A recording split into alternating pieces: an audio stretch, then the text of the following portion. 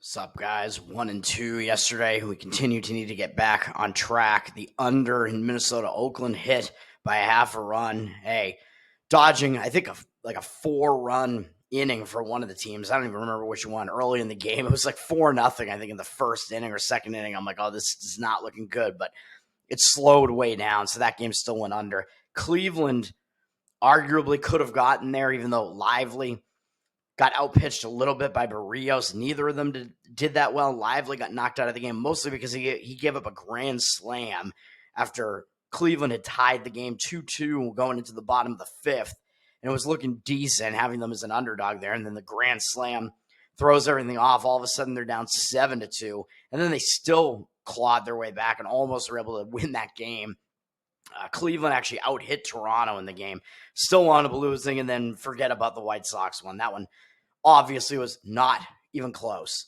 We move on to today. I'm going to play the NBA game, even though some of the market signals don't look good on this. I'm laying the points with my Boston Celtics to finish off this series up 3-1 here. Come on. Got to do it, man. Got to finish this off. Celtics, it looks like they're down from -7 to -6.5 with 56% of tickets on the Celtics, but 54% of the cash on Dallas. I'm not totally sure that is actually the case, that that's what's going on in the market. What we can say, though, I believe, is that the Celtics are not very public coming into this game, even though I do see the cash discrepancy on the other side right now in the line having moved down a little bit. I don't know if the line movement could also be due to the fact that Porzingis is questionable. We don't really know what his injury situation is. I believe he's missed 2 games now, but I kind of expect him to be out there, maybe play like limited minutes or something. But I think he is going to be out there, and we might see what we saw in like the first couple of games in the series at home, where they'll bring him out there and try to limit him to like 18, 20 minutes, whatever. And having him out there, spreading out the offense, getting rebounds and stuff would be helpful, would be a good thing. But this is mostly about the situation, man. So Celtics, yeah, I mean, they're not very public anymore. People react to what they saw last. The public reacts to what they saw last. And what they saw was Dallas blowing the Celtics out. And this is the public coming into the series saying Dallas was going to win the series. All the talking heads are talking about Dallas winning the series, even though they're the road underdog in the series up against the Celtics, who are basically like power rated the best team in basketball. I was like, this is getting just out of control. How many of these people are saying Dallas is actually going to win the series? Some people saying even in 5 games or whatever. So I said no. I took the Celtics in game 1. That one was a win. And then forget, did I miss on one of the other games? I think I did take Dallas in game 3 and lost on that one. So I'm 1-1 in the series so far in these games. But this is a spot. What have we seen out of the Celtics, man? Prior to the previous game, they lost 2 games in this entire playoff run, in this entire postseason. And what do they do in the game following that loss? Both losses were at home, though, but one of them was an embarrassing blowout where the Celtics didn't show up against Cleveland, and the other one was a home loss to Miami. And what did they do off of those losses? They came out and they won by margin. The Celtics have been really good off of a loss in these playoffs. They come out and they tend to refocus.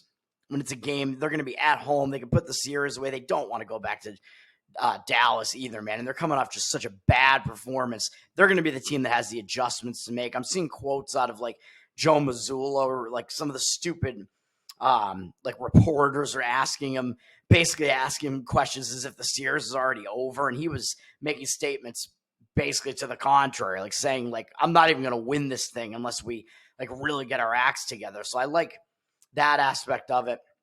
So I think that's all good. But the Celtics in a huge bounce back spot, man. In that game, that was an outlier. I don't think you can take much away. A lot of the people that were saying Dallas was going to win the series, like, oh, this is the real Dallas now. And now Dallas has outscored the Celtics in the series.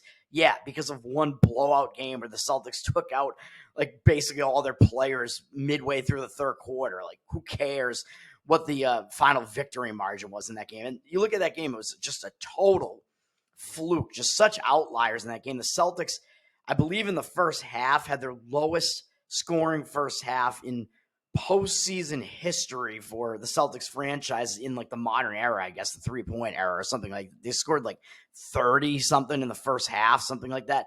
Absolutely ridiculous. Almost reminiscent of the Utah Jazz scoring like 50-something in an entire game in a finals game against the Bulls back in 98 or whatever that was, which I think is still the lowest point total in a playoff game, maybe, or just a finals game. I'm not sure. In the modern era, but whatever. So that's a fluke. Celtics shot unbelievably low from the field, like something that's totally unsustainably low, well below their average. They're not going to come out and shoot whatever it was. I think they're below 20% from 3-point range and like 20-something% from the field. Is that what it was? I could look right now, actually. It was something so low that it's like, it's not going to happen again, man. It's something that's not going to be sustainable like this. So Dallas shot 50.5% from the field. That was a little bit off. Celtics 36.3. Celtics did shoot 34.1 from three, so it was better than I thought. And 40.5% from three for Dallas. Just those are outlier percentages, man. That's just not something that can be sustained. Celtics also lost the turnover battle, 14-9, which is unlikely to be something that happens again with the Celtics at home. And Dallas also shot 9 more free throws than the Celtics did, although Dallas has been so bad at the free throw line that they only got 3 more free throws than the Celtics did. So I don't know what you can really take away from all that, man, other than it's just kind of a game of outlier percentages. And Dallas is just a horrific free throw shooting team. I think out of the teams during like the regular season percentages, I think out of the playoff teams, I think they had the worst regular season free throw percentage, and they have the worst free throw percentage in the playoffs or something like that. But this is going to be a totally different scenario, man. This is coming back to Boston. This is the Celtics at home off of a loss. I think you expect them to bounce back and do it in a big way. And I know there are other stats out there talking about teams that were up 3-0 and then lost game 5 and what they do in the following game. And I think most of them were not. I actually forget. I think a lot of them were maybe under. I don't even remember how many of them were underdogs or whatever, but I know the stat was like closer to 50-50 against the spread. But I still think in a situation like this, I mean, this is a bounce back spot for the Celtics, man. We've seen what they've done off of losses like this. And during the regular season, they were also pretty good off of a loss. They didn't lose 2 in a row very many times at all. They didn't lose many games, but I think they only lost 2 in a row, maybe 4 times on the regular season or something like that. Or no, it must have been less than that, right? I don't even know what it was, but Celtics really good in the bounce back role. So that's what I like there. And then the total has gone way low now with every game in the series, I think, going under. It's now down. They've dropped the total every single game to the point where now it's down to 209, or it opened 209. It's up to 209.5 juice to the over. So money has come in on the over in this one with 67% of the tickets on the over, 85% of the cash on the over. So I think the line has just gotten so low now to adjust for what's gone on in the series. I would tend to agree with what we see in the market there and agree that the over would be the value play, but situationally, I'm not quite sure it totally makes sense. It is one of those like games in the middle of a series, though, but I don't know. You might see intense defense because you have Dallas completely on the ropes and you have the Celtics wanting to win this game too. So I would hesitate a little bit to actually do that one. But as far as how low the number is, I think finally turning around and playing an over kind of makes sense there. But Celtics minus 6.5 is going to be the way to go here, man. I do still see it out there at a straight minus 6.5 and minus 110 in a couple of books. So if you can do that, I think that would be the way to go. I don't mind laying the 7 either, really, if you really have to. But Celtics will be the play there for the reasons I just stated. I mean, you're going to, I think, see total readjustments coming in for the Celtics. People overreacting to that last game. And as I said in game 1, 6.5 is actually kind of a low spread for the Celtics, given the fact that during the regular season, in the one game where these teams had all this personnel, the Celtics are like an 8-point favorite at home. So getting a little bit of value, I actually think, on the Celtics side too. Although if Porzingis isn't 100%, of course, you kind of have to take a little bit off of that line. But still, 6.5, I think, a little bit low there. Major League Baseball, one play in Major League Baseball, which the pitching matchup isn't exactly why I'm doing this one. This one's almost entirely about the situation, even though I'm playing on a team that's public. I think they might be public and getting a little bit of the money coming in on it, but I kind of just like it. And both games I'm playing today have Boston involvement, but I'm on one Boston team and against the other. The last time I did that, I was against the Celtics and lost on Dallas in game 3. And that night I won on the Red Sox. Now we're flipping. I'm going to be on the Celtics, which is my strongest play of the night. And I'm going to be against the Red Sox. I think for a couple of good reasons here. So we have this shorter Monday card here. Looking at this card, the way that I want it to go, like basically right away after last night finished, I was looking at, I think I got to go against the Red Sox here. Quickly looking at the market before I just talk about the situation. We got Toronto sitting at a minus 125 favorite. They really have not been playing that well this year, probably playing below their skill level. Even though I don't think their pitching rotation is really that good, but their offense has really been underperforming. This is not that bad a Toronto team, but they're below the Red Sox in the standings right now. They're sitting at minus 125. It looks like it hasn't really moved. And I see 66% of the tickets and the cash both on Toronto. So Toronto's slightly public, even though the Red Sox are actually ahead of them in the standings, which seems a little bit weird to me. You would think that after the Red Sox had a nice homestand, right? I think they won. Did they win both series in that homestand? They won the series just now against the Yankees, which is why I'm going against the Red Sox. Huge series, huge couple of wins there for the Red Sox against the Yankees there. And I think Toronto might have a little bit of an extra chip on their shoulder, playing a couple of games behind the Red Sox now in the standings. Toronto might be. And Toronto's also not traveling. They're staying at home while the Red Sox are coming off the huge win over the Yankees. So I think this could be a letdown spot for the Red Sox here, man. Toronto staying at home, and they also did win the last 2 games, I believe, against Cleveland, which those are decent wins too, of course. Cleveland's leading the AL Central, but beating the Yankees if you're the Red Sox, that just has more weight to it, man. I mean, that's your major rival. That's a huge series. That was an ESPN Sunday night game, primetime game.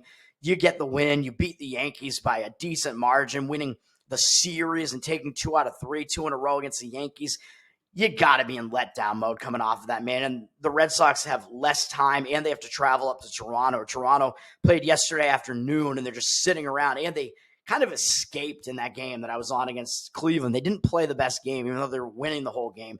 They almost blew it. So Toronto might actually be the more focused of the 2 teams coming into this one, whereas the Red Sox coming off beating the Yankees. Of course, it's a letdown spot. They have less time to turn around and play this game because they played last night, whereas Toronto played in the afternoon. Toronto not traveling, while the Red Sox have to travel up to Toronto, even though it's not that much travel. It is still, you got to get up there, go through customs. So I don't think this is a good spot for the Red Sox, man.